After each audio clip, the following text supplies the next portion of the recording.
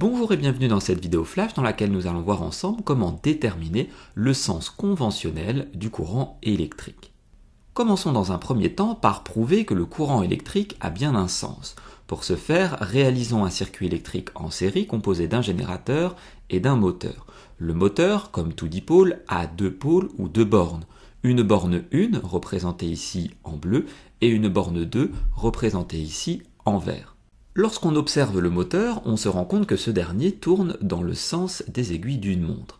Si maintenant on réalise le même circuit électrique mais en inversant les bornes du moteur, autrement dit la borne numéro 2 se retrouve du côté de la borne positive du générateur et la borne 1 du côté de la borne négative du générateur, on se rend compte que cette fois-ci, le moteur tourne dans l'autre sens, c'est-à-dire dans le sens inverse des aiguilles d'une montre. On peut donc en conclure que le courant électrique a bien un sens d'après ces deux petites expériences.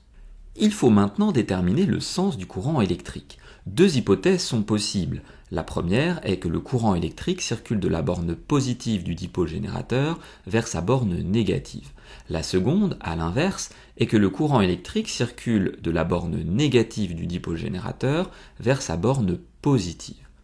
Pour savoir quelle hypothèse est la bonne, on va donc réaliser un circuit électrique et utiliser notamment une DEL, c'est-à-dire une diode électroluminescente dont le symbole normalisé est rappelé ici. Il faut savoir que la DEL possède deux sens de branchement. Un premier dit sens bloquant pour lequel la DEL ne s'allume pas et un second dit sens passant pour lequel la DEL s'allume. Attention, une DEL ne s'allume que si le courant électrique qui la traverse est dans le même sens que la flèche indiquée par son symbole. Cette flèche est représentée ici en rouge sur le symbole normalisé. Réalisons deux circuits électriques en série, tous deux composés d'un générateur et d'une DEL. Ce qui les différencie est le sens de branchement de la DEL.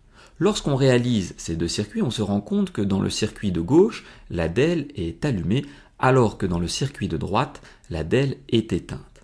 Sur le circuit de gauche, on a donc affaire au sens passant de la DEL, tandis que sur le circuit de droite, il s'agit du sens bloquant.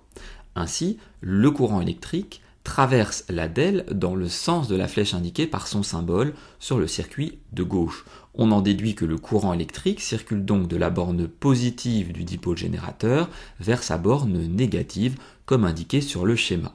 C'est ce qu'on appelle le sens conventionnel du courant électrique. Cette vidéo flash est maintenant terminée, j'espère qu'elle a été claire. N'hésitez pas à vous abonner à ma chaîne YouTube et je vous dis à très bientôt pour de nouvelles vidéos.